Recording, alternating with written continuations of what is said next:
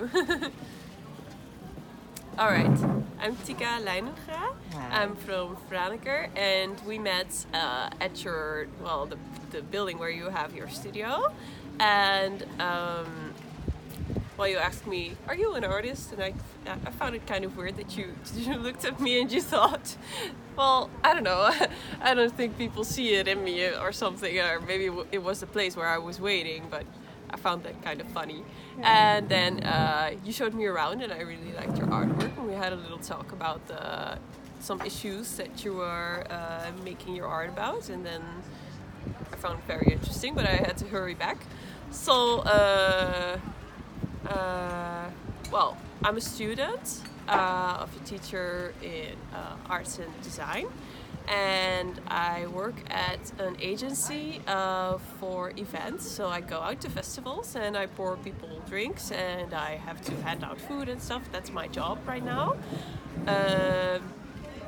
And I've also worked as a teacher, as an art teacher in a lot of schools, and I make my own art as well, digital art. Okay. So, yeah. And why design? Because when we met, you spoke also about the visit you had to the museum. I can't remember the name of this museum.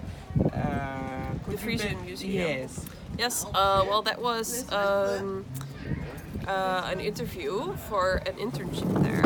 So I have to look for an internship for my fourth year, my last year of my education, and then I was planning to go there. So I had an interview and to see if I could do an internship there. So that's why. Yeah. And why did you choose design? It's actually arts and design, so it's really Arts and design. Yeah. Yeah. Actually, it wasn't my first choice. I wanted to be a teacher in singing, but I went to the conservatory, and they kind of have like this elitist, classist kind of structure there, where you have to start singing from the age 4 or whatever, like professionally and with lessons, so you can get in there. So I started when I was like 14 or something with guitar lessons, so I was quite late. So I wasn't developed enough yet, or at least theoretically not. So they couldn't take me in. So I was very devastated, and I didn't want to start my art school first. But then I went to the take-in, and I had to do an assignment where I had to paint and stuff, and I kind of rediscovered my love of painting and drawing, and I kind of realized that, I've been a creative person, and whether it was in music or in arts, I could just use that to express myself. So. Wow. That's kind of how I got in. Yeah, that is beautiful. Well, I'm here. I spoke briefly with you about the fact that I'm here for the project of the European Cultural Capital, and that I'm working on the theme of Ipenminskip. I hope I pronounce it correctly.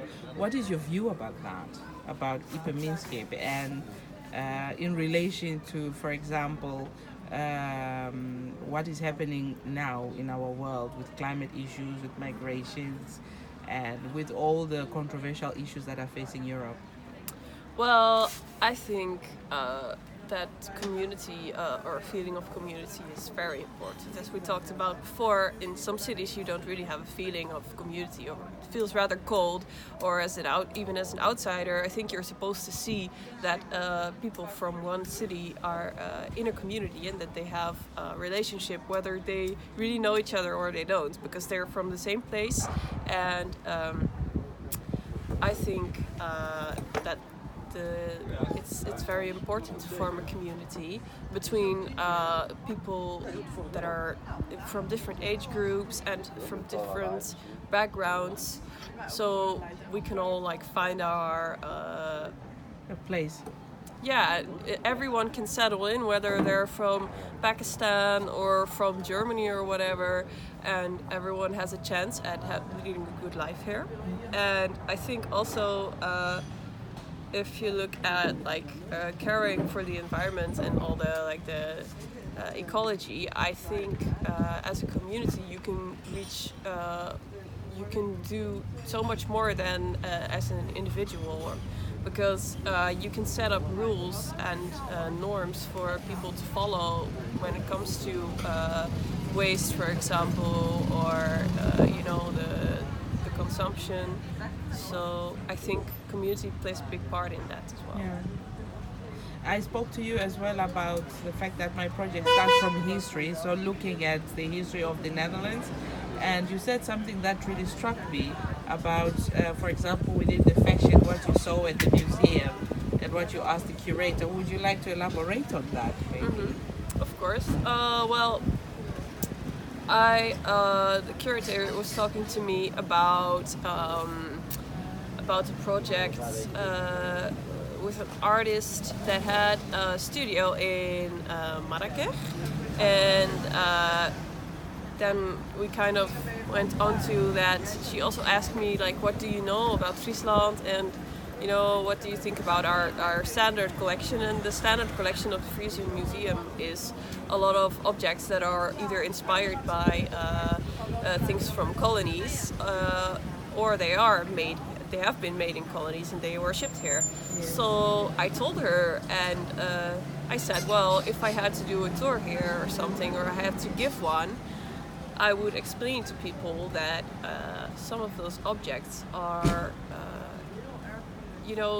I think it's important to be clear about how they were acquired and how they were made, because of course it's positive that we have a lot of we've had a lot of cultural exchanges, but for example, when it comes to Indonesia or something, it often didn't really go voluntarily. Yeah. So I think we owe it to those people to explain to our tourists, like, well, of course this is beautiful that we have all this art, but we have a very dark past when it comes to the